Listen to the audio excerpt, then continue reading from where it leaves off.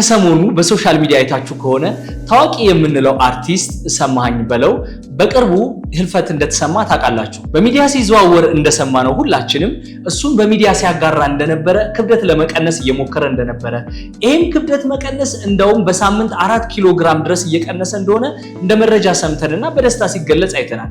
ብዙዎቻችሁም ጂም እየሰራችሁ አመጋገባችሁን እያስተካከላችሁ ነገር ግን ክብደታችሁ በፍጥነት መቀነሱ ላይ እንጂ ጉጉት ያላችሁ በጎንዮሽ የሚመጣው ጉዳት ላይ አታስተውሉ። ዛሬ 12 ውፍረታችሁን በመቀነስ ውስጥ በፍጥነት በመቀነሳችሁ ምክንያት የሚመጡ የጎንዮሽ ጉዳቶችን በዝርዝር አስረዳችኋለሁ። የሚገርመው 5ኛ ላይ እና 10ኛ ላይ ያስቀመጥኩት ሰርፕራይዝ ነው የምትሆኑት። ለምን መሰላችሁ? አንዳንዴ ውፍረት ለመቀነስ እናንተ ስትሞክሩ ሌላ ከበድ ያለ በሽታ ይዛችሁ ትመጣላችሁ። ሰርጀሪ ለመሰራት የሚያስችሉ ችግር ታመጣላችሁ።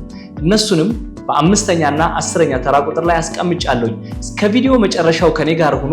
የኔ ቤተሰብ ካልሆናችሁ ቻናሉን ሰብስክራይብ ማድረግ እንዳይረሳ።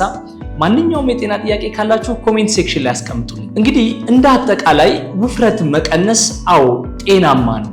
ጤናማ ነው ስንል በጣም ብዙዎቻችን ውፍረት የምንቀንስበት ዓላማ ምናልባት ሰውነታችን የተሻለ ቅርጽ እንዲኖረው፣ ጥሩ የጤና ስሜት እንዲሰማን፣ ግፊት ካለ፣ ስኳር ካለ፣ ኮሌስትሮል ካለ፣ እንደዚሁም የጉበት ስብ ካለ፣ እንቅልፍ ለመተኛት መቸገር ካለ፣ በተለይ ሌሊት የምትታፈኑ ከሆነና እንደዚሁም ከባድ የሆነ ድካም እየደከማችሁ ሊሆን ይችላል።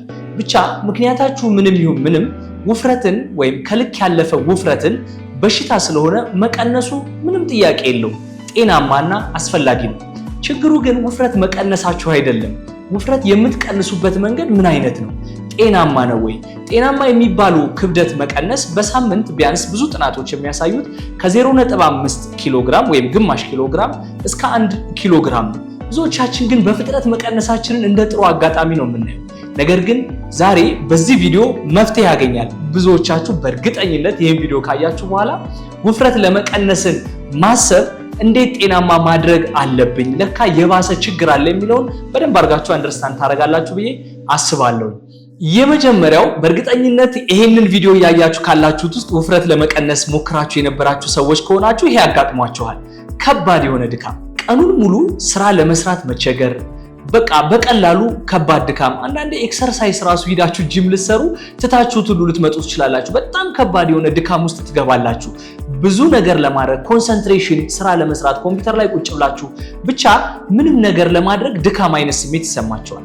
ይሄ እንግዲህ ቅድም እንደነገርኳችሁ ሰውነታችሁን የምግብ ገደብ ስታደርጉ ያ የገደባችሁት ምግብ ኃይል ወደ ሰውነት መግባት ከለመደው አንፃር በቂ የሆነ ኃይል እየገባለት ስላልሆነ በጣም ከባድ የሆነ ድካም መሰማት ይጀምራል።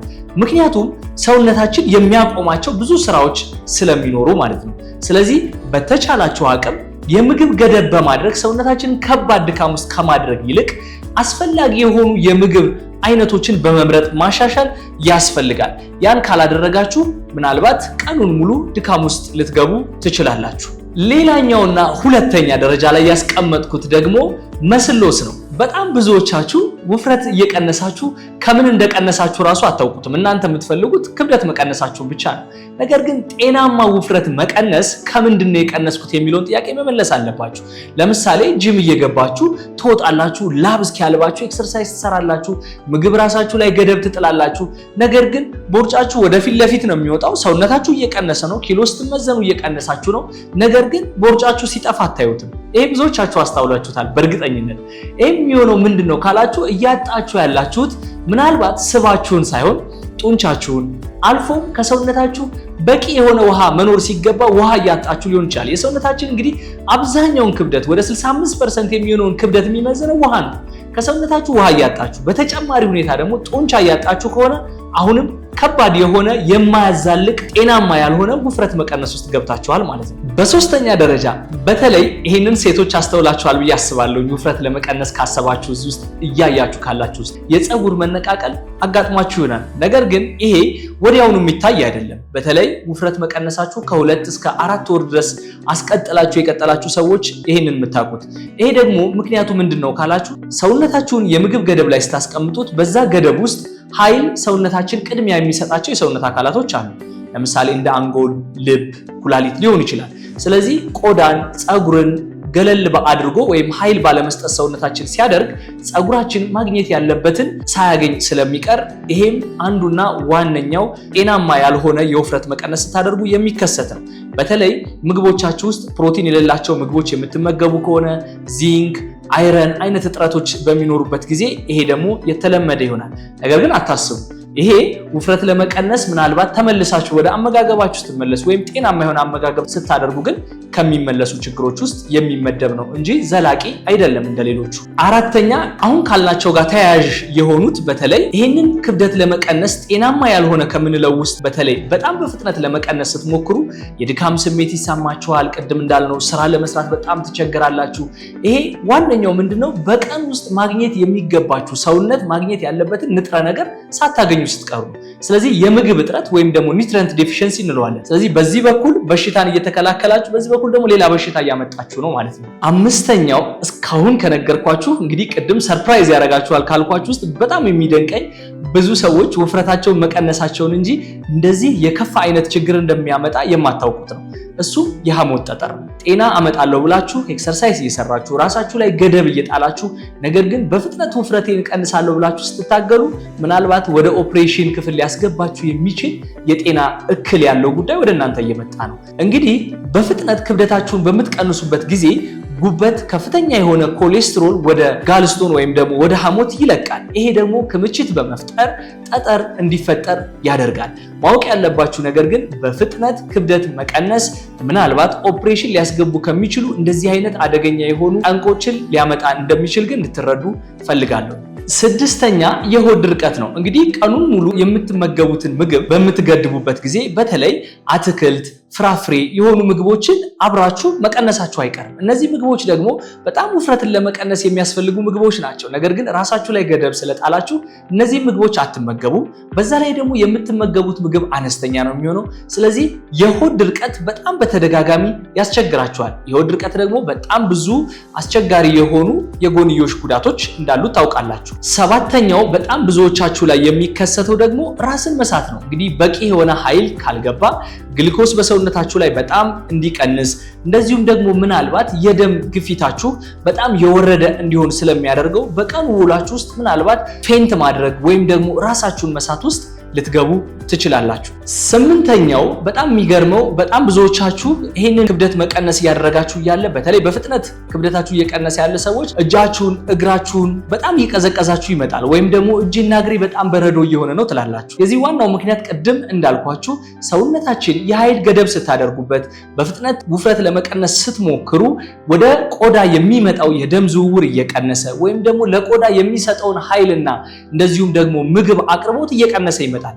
ይሄም የሰውነታችን ጫፍ ላይ የሚገኙት እንደ እግር፣ እጅና ሌላውም የቆዳ ክፍላችን ኃይል አቅርቦት እያጣ ስለሚመጣ የመቀዝቀዝ ወይም በረዶ የመሆን ሁኔታ ልታዩ ትችላላችሁ። የዘጠነኛው ምናልባት ውፍረት ለመቀነስ በፍጥነት እየሞከራችሁ ያላችሁ ሰዎች ይሄን በደንብ እናንተ ላይ አይታችሁት ይሆናል። የመነጫነጭ አይነት ባህሪ፣ የባህሪ መለዋወጥ፣ ድብርት ውስጥ መግባት፣ በቀላሉ ስሜታዊ መሆንና ጭንቀት ውስጥ መግባት ውስጥ ትገባላችሁ። ይሄም እንደዚሁ ወደ ሰውነታችን በተለይ ወደ አይምሮአችን የሚገባ የኃይል አቅርቦት ገደብ ስለሚኖረው እንደ ቆዳ፣ ፀጉር፣ ሌሎቹ እንዳልኩት ባይሆንም እንኳን ወደ አይምሮ የሚሄደው ያ ገደብ አሁንም ይሄንን እንዲፈጠር ያደርግባችኋል። እንግዲህ አስረኛ ላይ በጣም ሁላችሁም የምትገረሙበት ካልኳችሁ ሴቶች ምናልባት የፔሪየዳችሁ መዘበራረቅ ሊያጋጥማችሁ ይችላል። ስለዚህ በአስረኛ ደረጃ ያስቀመጥኩላችሁ የሆርሞን ቼንጅ ነው። ይሄ ሴትም ይሁን ወንድም ላይ ይፈጠራል። ሆርሞናል ቼንጅ ስንል እንግዲህ ለሴቶች የፔሪየድ መዘበራረቅ ምናልባትም ደግሞ ለእርግዝና ወይም ደግሞ የመካንነት ሁኔታ ውስጥ ሁሉ ልትገቡ ትችላላችሁ። ወንዶችም ልክ እንደዛው የዘር ፍሬ ማነስ ሊሆን ይችላል። የዘር ፍሬ መቀነስ ለግንኙነት ያላችሁ ፍላጎት እየቀነሰ መምጣት ነው። ስለዚህ በጣም ሰውነታችን ውስጥ ሆርሞኑን አፌክት የሚያደርጉ ከግንኙነት ጋር የተገናኙ ከስነ ተዋልዶ ጋር ወይም ከልጅ መውለድ ጋር የተገናኙ ነገሮች በሙሉ የተዘወተሩ ይመጣባቸዋል። ይሄኛው ሌላኛው ሲሪየስ ከሚባለው ጉዳይ ውስጥ ነው። በ11ኛ ላይ ያስቀመጥኩላችሁ የቆዳ መሸብሸብ ነው። እንግዲህ የቆዳ መሸብሸብ ስንል ምናልባት ወጣት መሆን ሲገባችሁ ወይም ደግሞ ሰውነታችሁ ግሎ ማድረግ ሲገባው ወዛማ መሆን ሲገባው ቆዳችሁ እየተሸበሸበ ቅድም ባልኳችሁ ምክንያት እንደዚሁም ደግሞ መሸብሸብ ብቻ አይደለም መገርጣት አይነት ነገር ሁሉ ልታዩ ትችላላችሁ። እንደዚሁም በሰውነታችሁ የኃይልና የፈሳሽ አቅርቦቱ በጣም አነስተኛ ስለሚሆን ቆዳችሁ መድረቅ ሁሉ ልታዩ ትችላላችሁ። የ12ኛውና የመጨረሻው ደግሞ እናንተ በፍጥነት ክብደት መቀነስ ነው የምታስቡት፣ ነገር ግን ምናልባት ተገልብጦ ድጋሚ ውፍረት ሊፈጠር ይችላል። እንግዲህ ብዙዎቻችሁ ክብደት እኮ ቀንሼ ነበር 10 ኪሎ 15 ኪሎ ቀንሼ ነበር ትላላችሁ፣ ግን ብዙ ሳይቀይ ወደ ነበራችሁበት ክብደት ምናልባትም ከዛ ወደ ባሰ ክብደት ውስጥ ገብታችሁ ሊሆን ይችላል። ስለዚህ ዌይት ሪጌን በጣም ከባዱና አስቸጋሪ ሁኔታ ነው። አሁን በዚህ ቪዲዮ የነገርኳችሁ ክብደታችሁን በፍጥነት ከመቀነስ ይልቅ ጤናማ የሆነ ክብደት ማለትም ከ0.5 እስከ 1 ኪሎ ግራም መቀነስ እንዳለባችሁ፣ ነገር ግን ምናልባት እንዴት ክብደታችንን እንቀንስ፣ ምናልባት ከዚህ ውስጥ ደግሞ ይሄ 12 ከዘረዘርካቸው ውስጥ አዎ ይሄ እኔ ላይ ተፈጥሮ ነበር የምትሉ ካላችሁ ኮሜንት ሴክሽን ላይ ብታሳውቁኝ በጣም ደስ ይለኛል፣ እንደ ምስክርነት ማለት ነው።